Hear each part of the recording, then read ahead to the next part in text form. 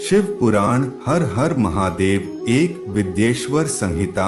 इस संहिता में विशेष रूप से शिवजी की भक्ति के आधार पर शिवलिंगों की स्थापना, शिवजी के विभिन्न कर्म, शिवजी की महत्ता, रुद्राक्षों की उत्पत्ति आदि के विषय में बताया गया है। 2 रुद्र संहिता। इसमें सृष्टि खंड, सती खंड, उमा खंड, कुमार खंड, युद्ध खंड का विस्तृत वर्णन मिलता है। वस्तुतः यह संहिता ही बहुत व्यापक रूप से शिवजी के अलौकिक कार्य भक्तों के सामने वर्णित करती है। 3 शतरुद्र संहिता। इस संहिता में शिवजी के विभिन्न अवतारों, उनके विभिन्न रूपों की लीलाओं का वर्णन किया गया है। शिवजी के 10 प्रमुख नामों का वर्णन भी इस संहिता में मिलता है। 4 कोटि रुद्र संहिता। इस संहिता में महादेव के विभिन्न रूप, नाम और ज्योतिर्लिंगों के विषय में बताया गया है। किस किस प्रमुख घटना के कारण ज्योतिर्लिंग की स्थापना हुई और किस रूप में महादेव के अनेक नाम पड़े, इसका विस्तृत वर्णन इस संहिता में है। 5 उमा संहिता। इस संहिता में उमा से संबंधित और अनेक द्वीपों के विभिन्न वर्णन मिलते हैं। सृष्टि विषयक चिंतन भी मिलता है। 6 कैलाश संहिता। इस संहिता में बीजी का आदि मूल बीज रूप का चित्रण मिलता है और उसने संबंधित द्वैताद्वैत चिंतन आदि के विषयार्थ ऋषि मुनियों से चार किया गया है। 7 वायवीय संहिता। इस मंदिभूतनी ने ऋषियों को यज्ञ रूप ज्ञान के साथ संसार का रचनाक्रम आदि बताया है।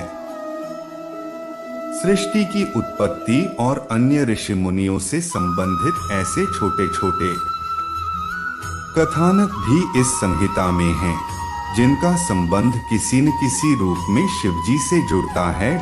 7 संहिताओं वाला यह शिव पुराण सभी भक्तों के मनोरथों को पूरा करने वाला है।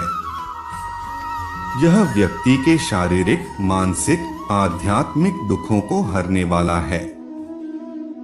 इससे मनुष्य का संकट के समय सामना करने का बल बढ़ता है और आत्मा के उद्धार से शक्ति प्राप्त होती है। शौनक जी ने सूत जी से पवित्र महापुरुषों के इतिहास को सुनाने की प्रार्थना की, क्योंकि इससे उनके चित्त की शुद्धि होती है और पुराण में आस्था बढ़ती है। शिव पुराण की श्रवण विधि निम्न है। 1 शिव पुराण को सुनने के लिए शुभ मुहूर्त में प्रारंभ करना चाहिए और ब्राह्मण से शुभ मुहूर्त निकलवा लेना चाहिए तथा दूर देशों में स्थित अपने मित्रों को सूचना देते हुए निमंत्रण देना चाहिए। जब आपके नगर में रहने वाले मित्र और बंधु बांधव निमंत्रण पर आएं, तब उनका पूरा स्वागत करना चाहिए तथा श्रद्धा पूर्वक उन्हें यथास्थान बैठाना चाहिए। 2 शिव पुराण के सुनने का स्थान या तो शिवालय हो या अपना घर। कथास्थल को साफ कराकर उसे विभिन्न चित्रों से सुसज्जित करना चाहिए। इसके साथ केला, चंदोवा से सुसज्जित मंडप बनाना चाहिए तथा शिव पुराण सुनाने वाले ब्राह्मण के बैठने के लिए ऊंचे स्थान की व्यवस्था करनी चाहिए। 3 वक्ता पूर्व की ओर मुंह करके बैठें और श्रोता उत्तर की ओर। श्रोता को चाहिए कि वह वक्ता के प्रति पूरा श्रद्धा भाव रखें और कथा वाचन के दिनों में अपने चित्त को शांत रखते हुए संयम पूर्वक जीवन व्यतीत करे। 4 ब्राह्मण को चाहिए कि वह प्रतिदिन सूर्योदय से 3:30 प्रहर तक कथा सुनाएं और फिर भजन कीर्तन करके उस दिन की कथा समाप्त करें।